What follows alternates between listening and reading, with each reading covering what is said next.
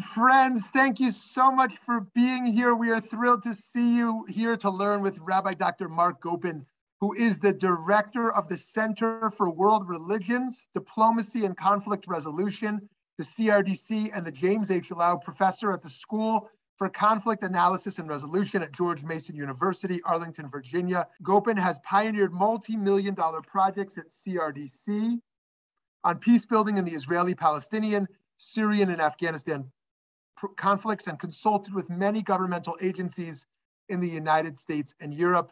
He has trained thousands of students worldwide in peace-building strategies for complex conflicts. His most recent research has focused on psychosocial and neuroscience aspects of peace-building, resulting in his most recent work we're going to discuss today, Compassionate Reasoning, Changing the Mind to Change the World, published this year by Oxford, which argues for a new compassion-based approach to rational peace building with implications for mental and physical health and public health. And friends, I could go on and on about Rabbi Dr. Marc Gopin's Menschlichkeit and his passion and his accomplishments, but let me just share his opening paragraph in his acknowledgments, just to give you a sense of what this work, Compassionate Reasoning, is about. He writes, "This book, more than any of my other books, centers on the creation of a new idea and a new approach to thinking, feeling, and doing that might help transform human relations for the better. I've encapsulated that in the phrase compassionate reasoning, which is founded upon an exploration of and devotion to compassion as one of the most amazing and important emotions and ethical principles that brings healing and hope to human relations. The reasoning part rests on the importance for human reasoning and moral reasoning in particular, as it is expressed and described over the centuries, and at least 5 different approaches to virtue and moral decision-making." This is incredibly important at a time where there is so much division and conflict in the world, for us to think proactively of how we can participate in the scholarship and in the activism involved in this work. We're going to hear from him for a little bit about the book, maybe 30, 40 minutes or give or take, and then we'll have the chance to engage in a back and forth here. Rabbi Dr. Marc Gopin, thank you so much for being here. Thank you so much, Rabbi Shmuley, and it'll be a little bit less than that because I've enjoyed so much our conversations over the years, and I want to give you a chance to get in there with your thoughts and questions, and then open it up to the audience. So first, it'll be over to you. So let me just it's a pleasure to meet all of you and to talk. I'm very excited about the book just came out. I just got it a week ago from Oxford. It's Compassionate Reasoning, as you saw, and it basically is the fruit of a life of labor on some fundamental questions facing humanity at this time of history that I've actually been bothered by, since I was 15 years old, or even 10. And the fact is that I learned from my teacher, Rabbi Soloveitchik, that the best questions are the ones that there aren't any clear answers to, and that you mull over for decades.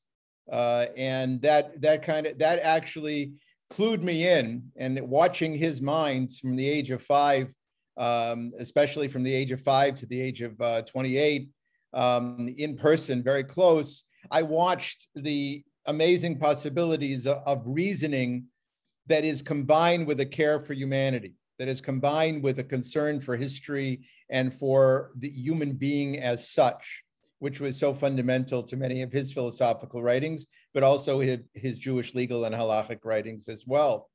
And I took a different tack when I spent my life not only on PhD in philosophy and a rabbinical degree and all of the lifetime of study, when I became very strongly immersed in very desperate situations in conflict zones. And that had a very big impact on me, even though I had already found empathy with people in distress was fundamentally challenging to me as a person.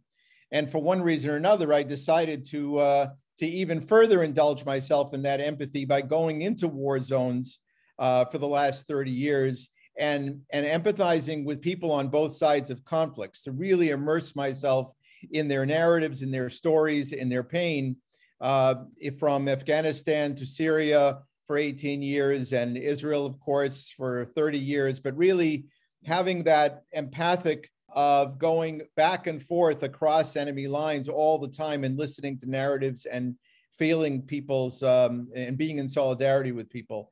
A lot of that was captured in my first books in terms of hermeneutic reasoning, of the processes of how religious theory, religious traditions can hermeneutically engage in difficult situations with their ethics intact and interpret and reinterpret their traditions. And that was in Eden and Armageddon and Holy War. But I realized really from a very young age, and also based on influence from major philosophers and psychologists in Boston, from Rabbi Soloveitchik to Rollo May and Erik Erikson, that there was something fundamentally challenging us in the modern world with the question of where is humanity going? And is there something fundamentally right or wrong with us? And I was very struck, people from the 1890s, Freud and others, were asking this fundamental question of, is there something fundamentally wrong with the human being? And he engaged with others like Einstein, who had a fundamentally more optimistic approach. And then I remember, really countervailing approaches to the shock of World War I and then of World War II and the Holocaust. And remembering that Viktor Frankl was also Jewish and also and in Auschwitz, and comes out with a very different understanding of human nature, both in its dark side and also in its potential. So in many ways, we've been struggling for at least 120 years with a very conscious question of what is it with human nature, and where is it, what is fundamentally problematic, and what is fundamentally possible to be redemptive. And so as I looked for this, I also realized that as we empathically engage the suffering and the horror of wars, we also start to, in some ways, stunt our potential. And this is because the focus on war and on the dark side of the human being is fundamentally depressing to our ability to analyze things. And this was a great insight over the decades of Martin Seligman, who was one of the great pioneers of positive psychology, but who was a leading expert for decades in depression, in the nature of depression. And he came to the conclusion that the focus on depression, the analysis of depression itself, was inherently depressing to the brain. And so that fundamentally the brain is very malleable and it moves in one direction based on thinking, the way every thought you think. This is cognitive therapy's basic premise. Every action that you do and every word that you say. So thinking, doing, and speaking were the fundamental categories that are all controlled by the brain. But every time we use a word, every time we think a thought, it is a biochemical reaction. It is a neuroplastic moment. And neuroplasticity meaning the ability of the brain to actually alter itself by repeated thoughts, repeated actions, or repeated feelings. And that ends up going in either one of two directions. It can go towards the pro-social or the anti-social. And we all know, and they were very, very aware of this from World War I on, let alone the Holocaust, of the overwhelming and frightening realities of how suggestible we are as human beings. And this moves forward to other extraordinary psychologists, thinkers like Zimbardo and Stanley Milgram, who demonstrated at least the dark side of how bad this can be in mob behavior and how quickly. This is not about something deeply wrong with this culture or that culture. This is very, very quickly demonstrable beyond a shadow of a doubt in many, many repeated experiments that you can immediately shift people towards passivity or aggression based on the modeling in the room.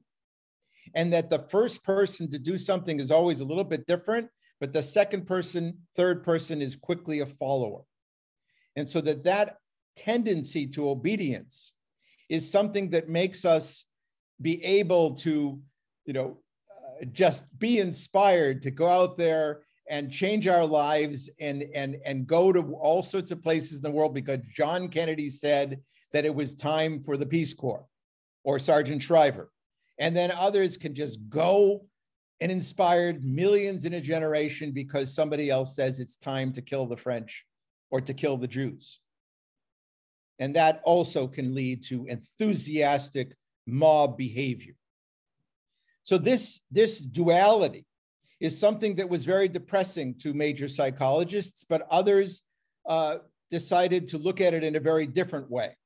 And Viktor Frankl, very early on when I was a child, reading him, trying to cope with the Holocaust, studying what he was saying, I didn't understand the mechanics of what Frankl was suggesting about human potential and what happened to him in the camps, and how the purposiveness of each moment of saving a morsel of bread for a fellow human being, or having some imaginative purpose in the future of what I would be doing with my life, that could save my life. It could save my psychology. It could also save me from becoming a barbarian myself, even with absolutely nothing left in my life, but the choice to have purpose and moral purpose. So Frankl was a genius at this.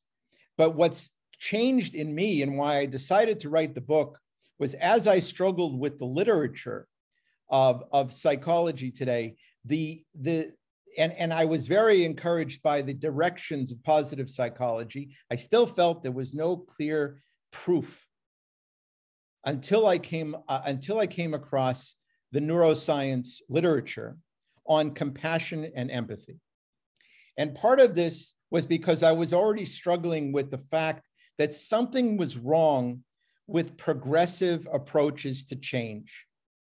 I mean, liberal progressive approaches.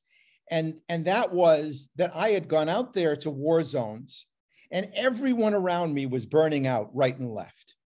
Some people would burn out in 6 months. Some people would burn out in 5 years. And then some people repeated, got burnt out a few times and then left. And I was surviving, and it was 15 years in, then it was 20 years in. And I knew how many times I had gone through an internalized trauma, and I didn't understand it because I wasn't tortured. So why was I becoming traumatized by people telling me how many times they were tortured? Why was I getting traumatized by not being allowed to say a word in a Syrian house? Every trip that I made there, having to watch every word. Why did I come back to the United States and found myself developing a stutter? That I literally started not being able to speak normally because I was so traumatized by the idea that any word I say could get somebody thrown into jail and tortured if I say the wrong thing in a Syrian house. This was before the revolution, before the catastrophic civil war, when it was a solid, safe, terrible police state. I was very safe, they were not. So I was very safe, but I had to watch every word. Where was the trauma coming from? And I realized that there's something wrong with the progressive model of throwing yourself deeply into the misery of others with no training, with no ability to cope with the trauma and the stress, and expecting this is going to be a good outcome for me and for everyone else.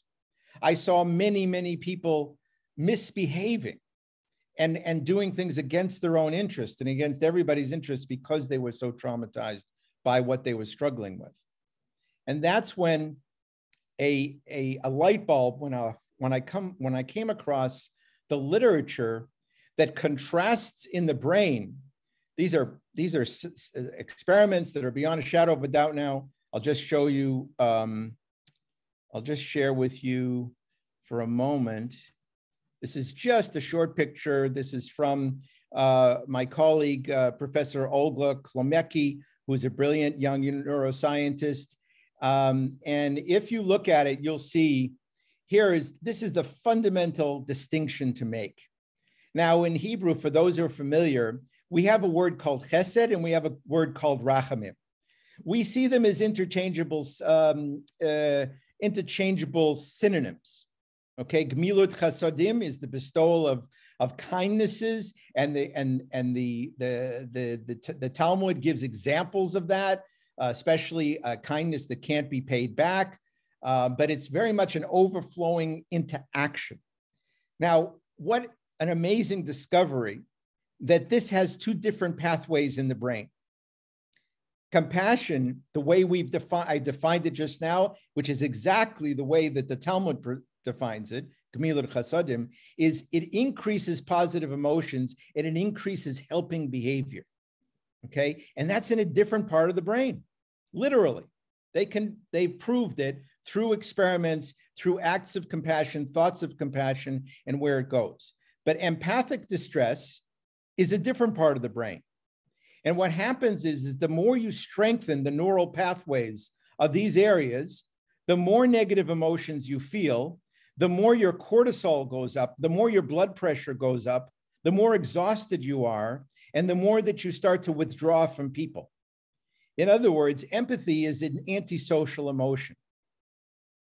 And chesed, compassion, is a pro-social emotion. Even though both of them, to use the Jewish language, are mitzvos. They may be a mitzvah, it may be a positive thing in both secular life and Jewish life and moral life in general to have empathy. That doesn't mean that it's sustainable or that it's in the long run healthy.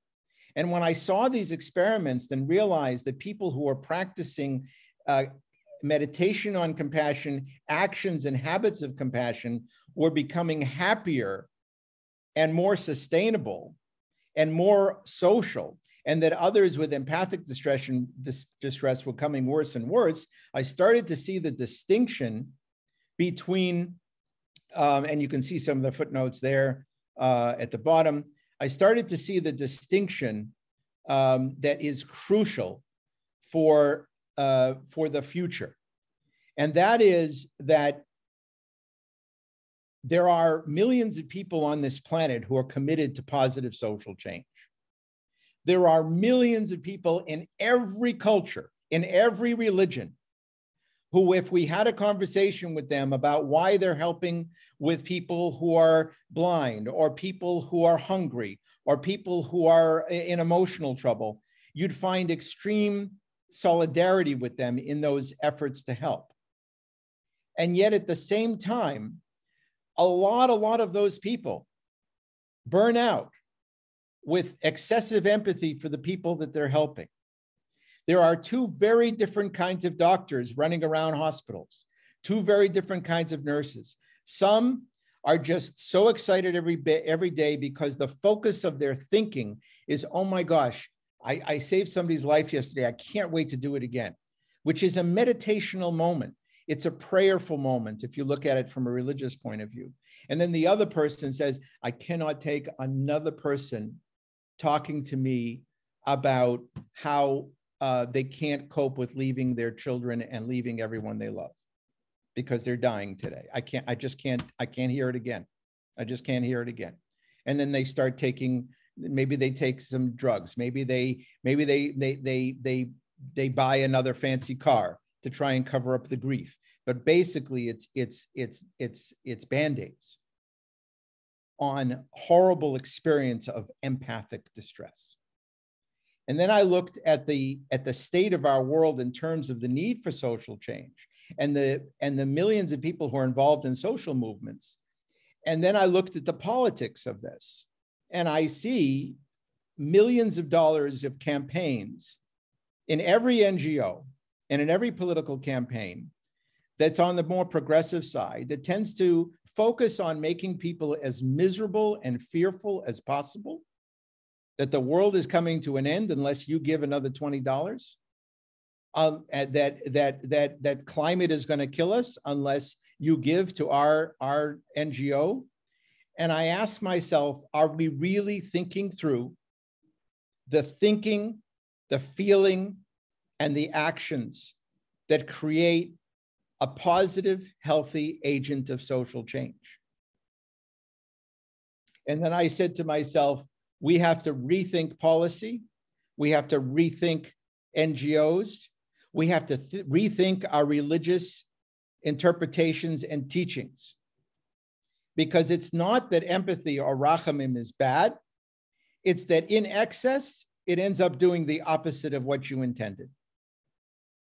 And people turn off from it. So effectively, this book on compassionate reasoning is a combination of a very extensive analysis of 5 different schools of ethical theory, utilitarianism and moral sense theory and neo-Kantian ontology and virtue ethics, and I think one more. And it rethinks it in terms of how those theories working together can lead to practices that maximize positive, joyful, loving compassion that translates that sentiment into rational actions of helping people around me, either in my hospital or in my country or on the planet, or all sentient beings in terms of animals, which is crucial for the future. All of this extension of compassion requires reasoning, but without the compassion, reasoning can create atomic bombs, it can create gas chambers. The human mind with reasoning alone is monstrous, but the human mind guided by compassion is practically angelic. It's ingenious. It's astonishing. It feels godlike sometimes when you look at what can be accomplished by a compassionate mind that is using reasoning to make positive change, to make revolutionary change for discoveries and other things that we've seen. So this compassionate reasoning is just really a thumbnail to how to combine the most healthy and happy sentiments we have together with our best ability to reason through them. And in subsequent books, I'll focus more on the halachic and Jewish expression of that.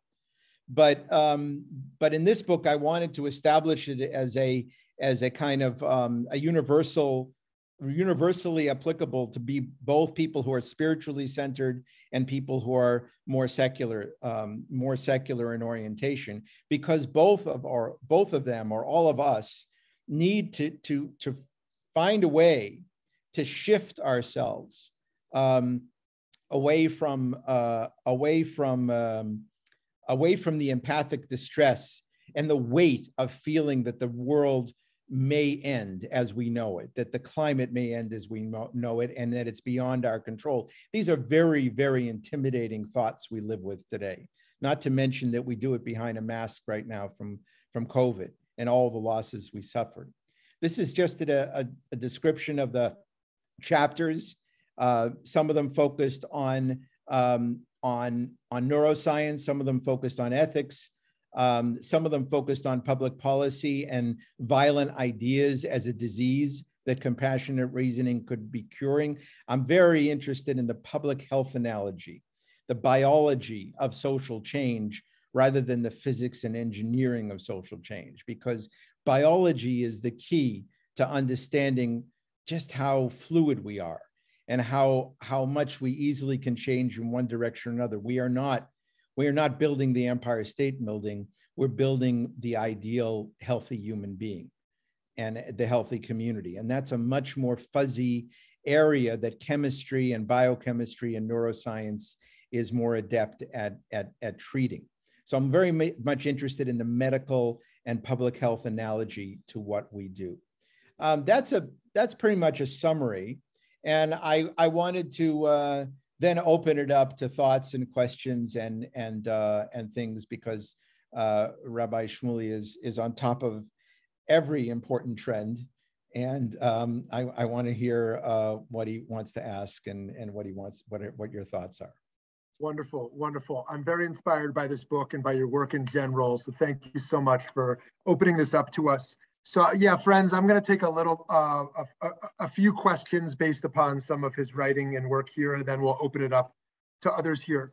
To start, famously in the world of philosophy, as you know, there's a great debate between the Kant and Hume around what fundamentally drives moral decision making, with what makes us tick, and is it reason or emotion? And clearly, prescriptively, you take a stand here and saying it's both We need both. But I wonder descriptively, what conclusions has your research led you to on a descriptive level in regards to what is most fundamental to what guides human behavior in regards to the emotional and cognitive realms? Right. So that's good, because that's another part of the book that I didn't emphasize enough, and that is the recommendation for the cultivation of habits and the way in which for thousands of years, all the great spiritual traditions have delved into habit as the key to the redemption of human being and society. Basically, on an experiential level, Shmuley, this boils down to being in a, whatever situation you can find yourself in where you feel extremely nervous and conflicted and pressed. So for me, I'm always thinking of myself in Damascus. Sometimes these days in terms of elder care, I feel that way. And then what's the experience that's going on in your mind? And then where do you try with a little bit of a habit to nudge it? And then where does that nudging lead in terms of rational behavior or more productive behavior?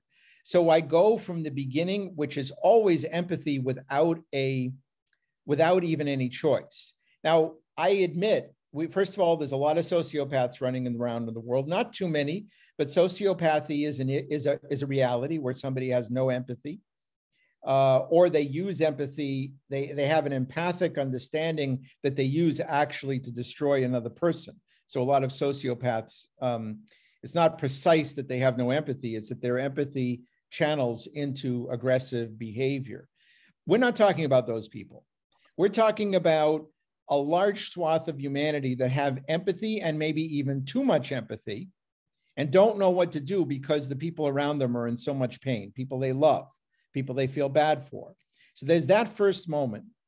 And then there's the experiential, what I tried to, Klemecki focuses on meditation, on compassion. I have come to realize that whatever passes through your mind when you're trying to straighten out chaos is a kind of meditation. And so for me, I'll never forget being in Syria under the gun and saying to myself, in other words, I'm sitting there, I don't know what to do. And this thing from Pirkei Avos, this thing from Chapters of the Fathers comes into my head, and it says, who is honored? He who honors all human beings. Who is honored? He who honors all human beings. What was I doing?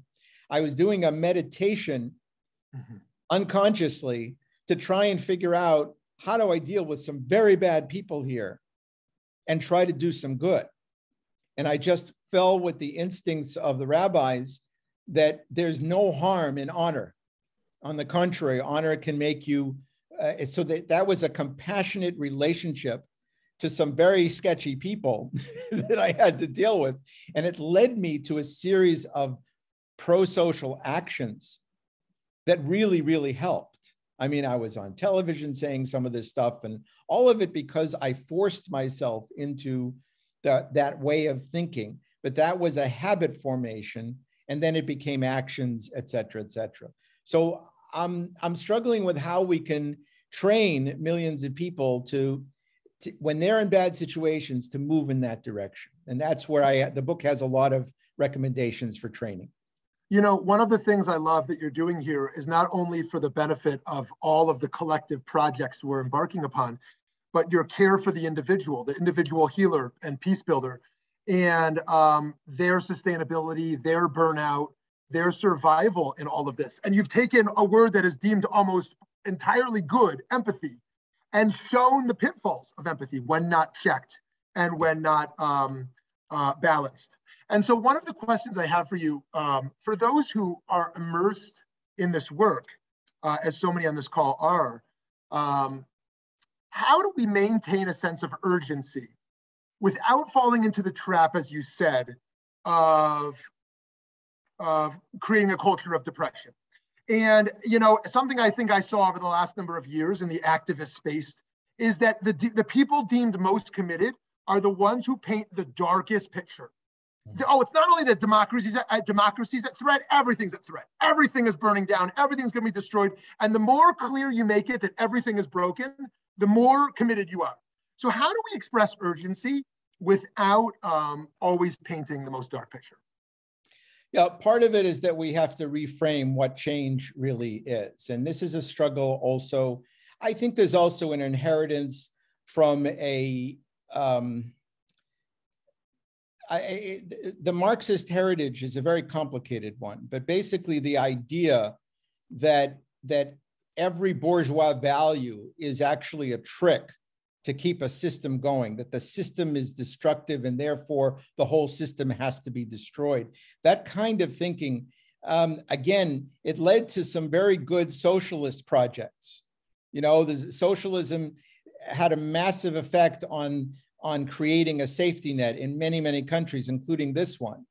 At the same time, some of this thinking that effectively all positive thinking and positive values is a threat because it's actually a cover for the status quo, we have to challenge it. We have to challenge that, no, you can be committed to change and also celebrate certain things.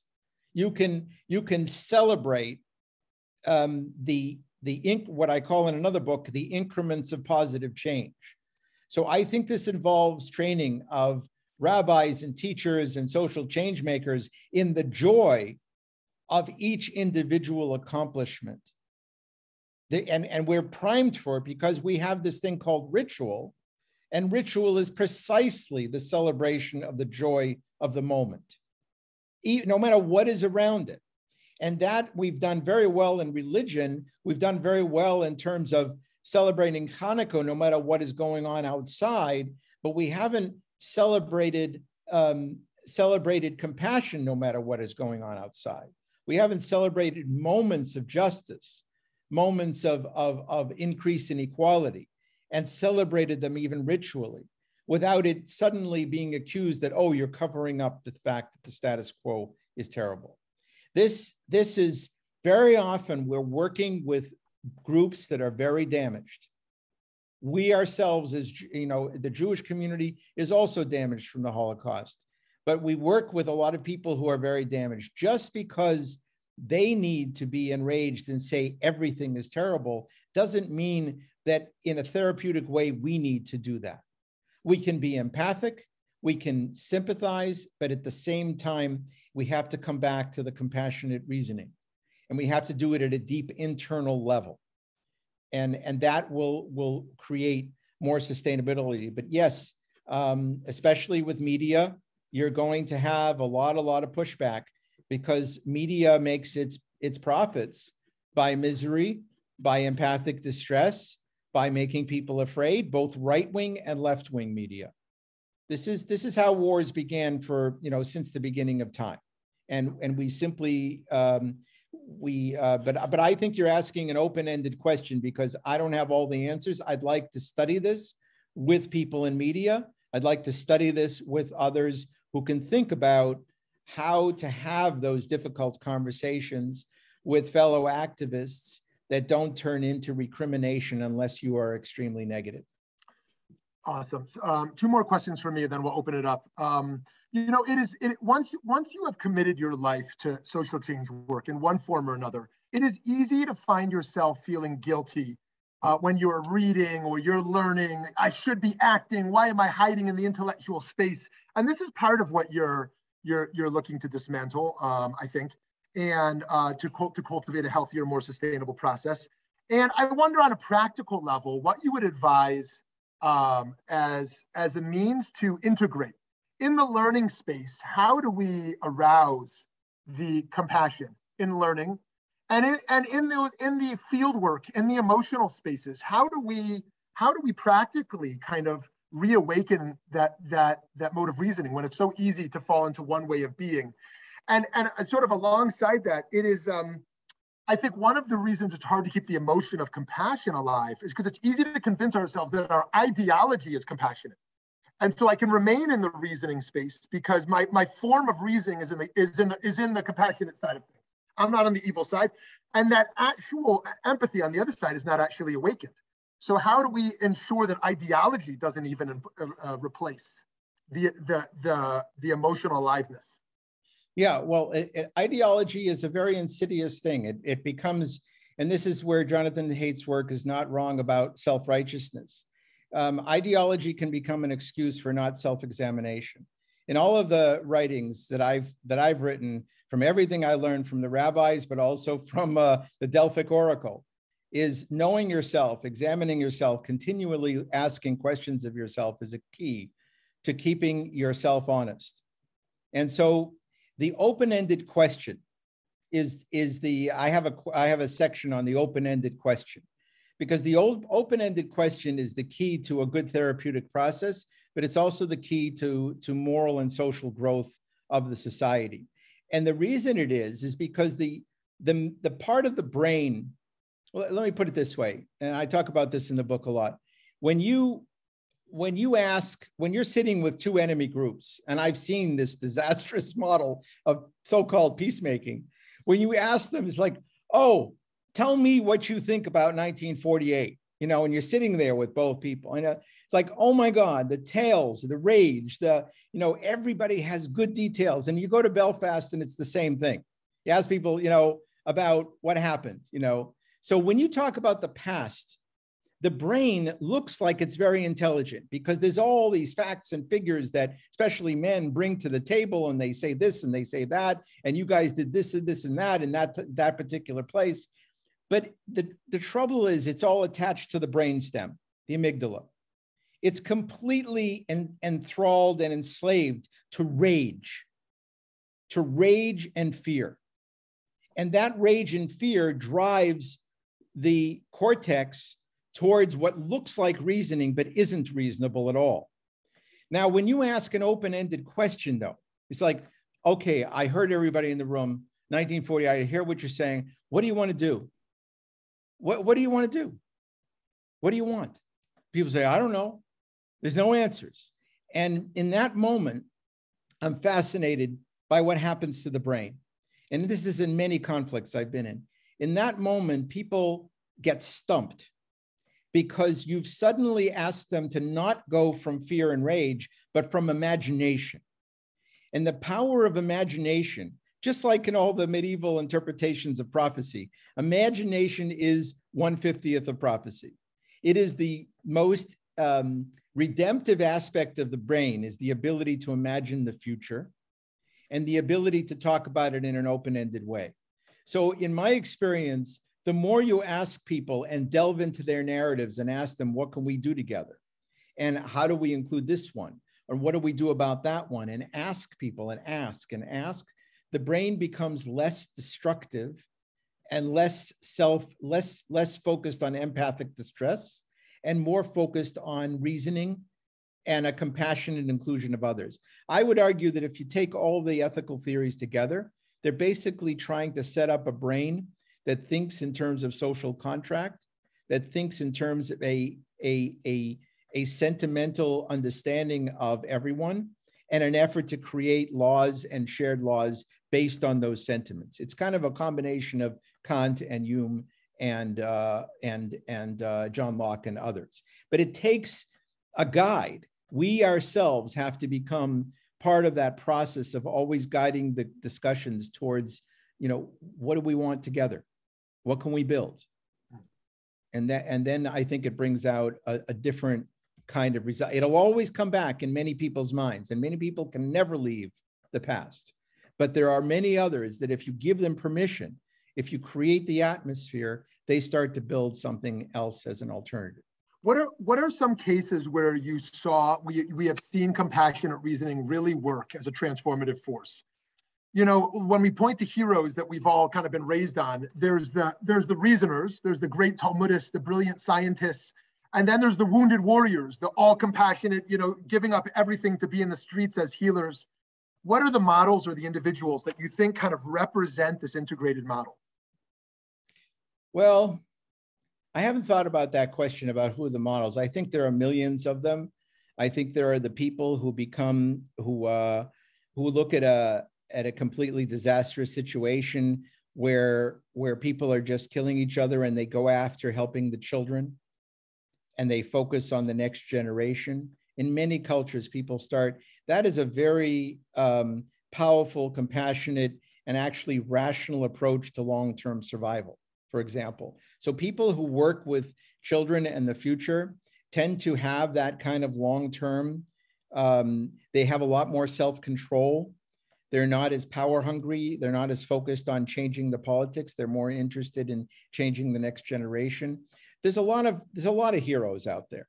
So I don't want to really, on the very famous level, I think a lot about the Dalai Lama, but a lot of people don't like that model because he never saved his people from the Chinese. Well, I defy anybody to save themselves from China at this point. What he did do is save them from a suicidal revolution that would have killed millions of them. I mean, the Syrian revolution ended up with 14 million people, over half the country, out of their homes, you know, and hundreds and hundreds of thousands dead and tortured. And the Dalai Lama has a different approach to the long-term survival of Tibetan culture.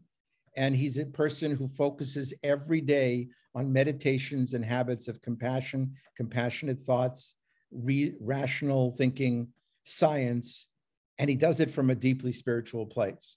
So he's always been a heroic figure for me, and he didn't make some of the fatal errors that I think Gandhi and some others did. Yeah. So anyways, we can, that's controversial, but we can, yeah, totally. We can talk about that with Rabbi Jaffe, do you want to ask your question? I can read it for you. Sure. Yeah, better. No, let me, thanks so much. I appreciate it. Mark, so good to see you. I just really love to see you. Listening to you. I'm working on a curriculum right now. It's called Dismantling Racism from the Inside Out. And we're taking Musser principles, which are a lot of things you've described here around habit formation and trying to apply it around thinking about hierarchies of care.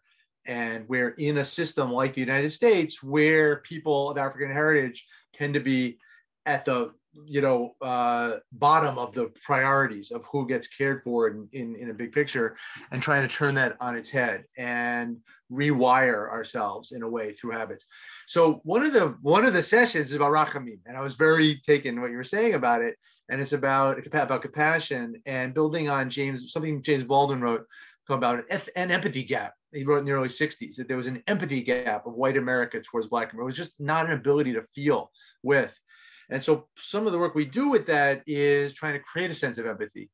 What would be and listening to you, I want to be very careful in what we do, because I don't want to, produce empathic distress for all the reasons you said. What would be a way of addressing something like Baldwin calls an empathy gap, which is, I think, a real thing?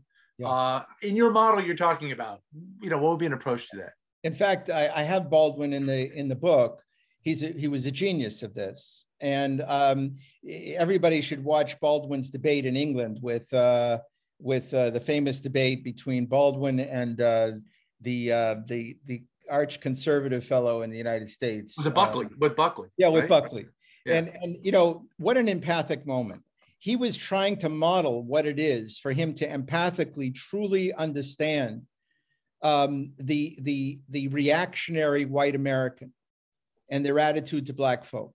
And he does it in the speech there. It's just ingenious. So he had an incredible ability, and he was trying to say that we need it from both sides. He was modeling it from the Black perspective and his experience, but he wanted to see it and evoke it. I have no problem with that.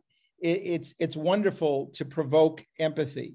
It's the problem of how you do it, and whether you turn off the very people that you're trying to bring in.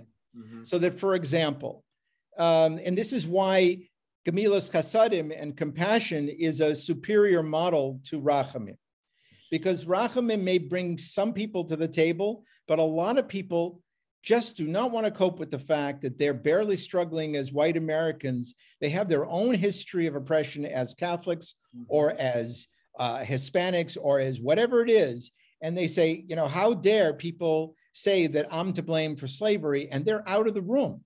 So you've lost already.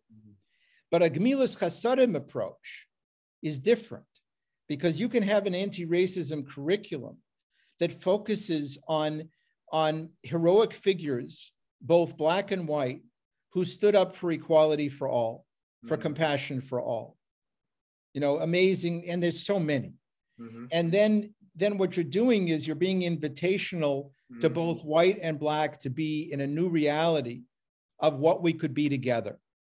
And you're doing it by invitation and by seduction, as it were, moral seduction into the kind of heroic figures there are on both sides. That doesn't mean you should never talk about how horrible slavery is. I'm not saying censorship, but what I am saying is that a curriculum dedicated to just how horrible whites have been, so you'll have some in there, they won't feel very good, they may burn out from stress, and then there's the majority who won't even be in the room.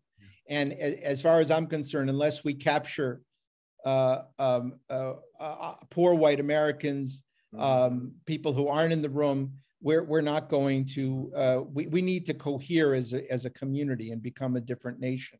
And we need a compassionate reasoning approach to bring all those others in the room. And I've spent a lot of the last 2 years dealing with some pretty reactionary white folk and police and others, because precisely for this reason. And even a former Nazi leader in the country, a young Nazi leader, his name was Derek Black, and his story is well known now. Extraordinary young man. I did it because I wanted to deeply, deeply engage, and I had a hope that I wanted to reach his father someday, but it's probably not going to happen.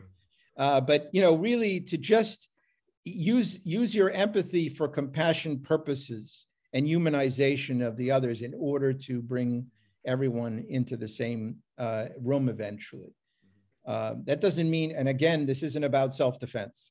If it was World War II, I would be the first to, I'm not a pacifist. I would have lined up people to self-defense. It's coming, it's bad, but there are opportunities here with Gemilas Chasadim, with compassionate, with reworking curriculums to basically avoid the violence of groups that come to hate each other on an ideological level. Thanks, Mike. Thank you so much. Myra, I see you've had your hand up. Thank you so much. And thank you, Rabbi Gopin. This has been the most inspiring talk. I mean, you're putting together so many things in such an incredible way, and I thank you for that. There are a couple comments that I wanted to make. One is, I had Professor Seligman when I was a sophomore at Cornell in 1969. It's actually 68 that I took his course. And, he started out with some terrible experiments having to do with dogs. I don't know if you know about those, that it was learned helplessness. He was very interested in the experience of concentration victims. And so I think about that a lot. And I think about this process, Rabbi Shmuley's first question, how do you transform yourself into a compassionate person through reason? And it seems like you have to work on getting out of the victim mentality in order to get there. And I would be surprised if the majority of people are not walking around with some form of a victim mentality. And just to move past that, and part of what meditation, I think, and reason is all about is to move into a more observational, objective way of viewing what's going on, not taking events entirely personally. So that's one of my thoughts that I had in response to this. And another thing I wanted to mention, a friend of mine who's Swedish, and there might be many attempts at this, but she lives in Sweden and she had a lot of associations with the Dalai Lama, who I think visited there.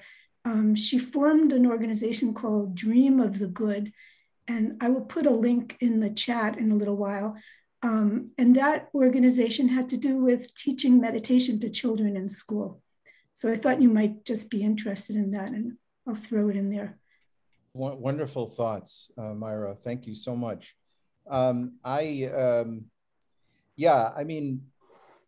As far as the, you just look at the way in which the Dalai Lama spawns so much good, and that is an indication of the fruitfulness of his ideas and his approach to the human brain. That's what I love, is that it spawns more imagination and more possibilities. So that's wonderful. Seligman is a much more complex figure. Just because I mention him doesn't mean I agree with his life path or with some of the choices that he's made. The learned helplessness that they tried to prove with so many different experiments, including Leon Festinger and others, learned helplessness is an important way to understand what happens in concentration camps and what happens in general with victim groups. The fact that the empathic distress I'm describing also has to do with learned helplessness, in the sense that I have specialized in my career, and I kind of regret some of it, at lost causes. I spent an awful lot of time with things that really, there were such big global proxy wars going on between the United States and Russia. And there's little me in there in Damascus trying to stop, a whirlwind. And it sets you up for learned helplessness. Every way you turn, something is broken. And I compare it to being a cancer researcher. But a cancer researcher has a lot more positive reinforcement than I got in Damascus, because they have big grants and they have a system. They have systems of what is success in terms of a discovery of the next stage of cancer research, et cetera. They're part of a whole culture. But when you're a peace builder and you're up against a lost cause, you don't have anything. It becomes a learned helplessness moment. So I learned a lot from Seligman's career, but that doesn't mean I agree with the path. I am far more committed to compassion as the key to human resilience, both for individuals and their effect on society. He's much more focused on self-realization. And he's also done a lot of work that I don't agree with the military. I don't think that ultimately it's compassionate reasoning to help people become the most efficient killers they can be and be happy about it. I have a lot of respect for people in the military. I don't want to reduce military to just killing. I don't feel that way. But to make it more efficient with positive psychology, no, that's not the point. Compassionate reasoning is thinking globally, the way that the great philosophers and people like the Dalai Lama do. So I just want to put a cautionary note in there that I understand your discomfort. And by the way, our move towards sentient life, Rabbi Shmuley is one of the great champions of vegetarianism in the Jewish community. It's been a very, very positive move towards a greater understanding and compassion in the widest sense. Animal rights always preceded human rights in history because it's a critical way to train the brain to get used to understanding the totally different other. And it's easier really with animals because we're not sitting there in a war. But that didn't used to be the case. People used to thought of themselves at the state of war with the wild animals around them. And now we're moving to this deep level of compassionate understanding of animals as well. We're starting to see just how much moral reasoning and emotional reasoning there is in a lot of animals. They're even detecting emotions in insects. It's amazing, the evolution of consciousness about animals. It's only helping. So yeah, I never would have done a single experiment on animals myself. I just didn't believe in it. Rabbi Chaim Seidler-Feller. By the way, before we go to Rabbi Chaim, if you haven't yet bought Rabbi Dr. Marc Gopin's book, Compassionate Reasoning, please be sure to take the opportunity during or after the session to do that. Okay, Rabbi Chaim. How do you get a discount?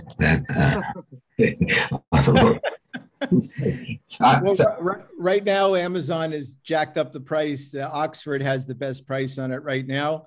But please critically review it. Please buy it and review it anywhere. I really appreciate any reviews, including critical reviews from any of you. But there are no discounts yet. But there's already used copies being sold on Amazon. I don't know how. All right.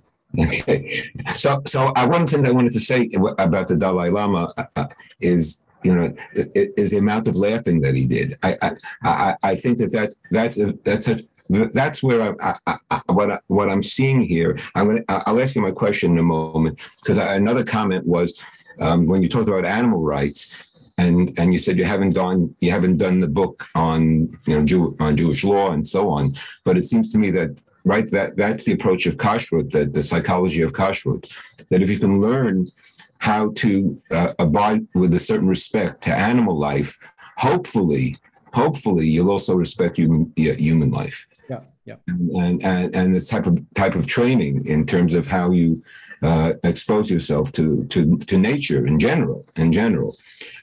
So, but what I wanted to ask you is, do you think that there's a problem in people's predisposition that needs to be cracked? In other words, there are people who are disposed to a more catastrophic assessment of life, and really are boxed in that way of thinking, and others who have a more optimistic view of life, or tend in that direction, that allows them to move in the compassionate direction creatively. So how do you? I mean, it's an enormous undertaking, it seems to me, to develop a psychological approach that actually reorients people in terms of their natural mode of thinking. Is that what you've attempted? I mean, I don't know. That's where I'd like to explore more, with everyone's help, all of the best lessons. And somebody referred, Rabbi Jaffe referred to the Musar literature, which, by the way, Chaim Grada and others thought was pretty negative, but there's a very positive approach to Musar also. But the point is that we can really mine our tradition for the best approaches.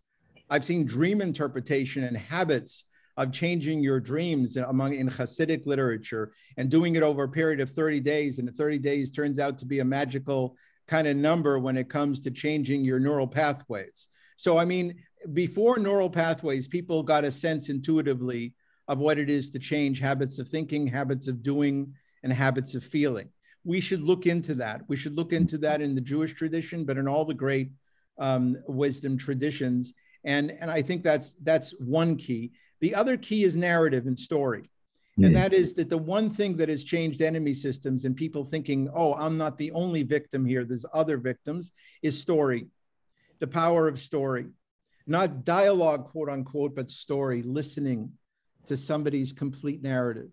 And the more we can do that, this creates transformation as well. You don't really have to get rid of your own victim mentality. You can be deeply aware. Many wounded people out of the Holocaust come to be incredible humanitarians. How is that? What is there? Did they ever let go of what happened to them? Never. They didn't stop understanding their victimhood. They just evolved it into something that was incredibly redemptive, like Frankl. So I don't think that we have to try to shed people from their sense of victimhood.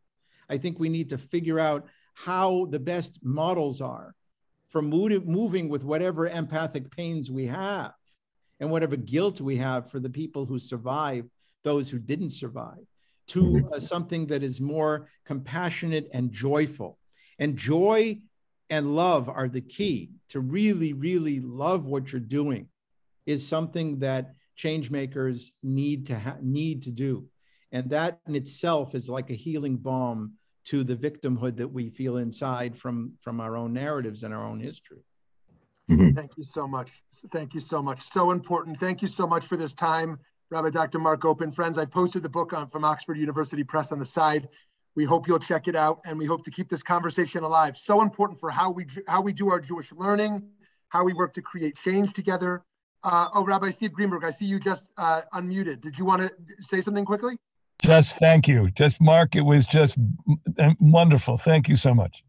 Thank Awesome. you, Steve. You've always been a model of compassionate reasoning for me.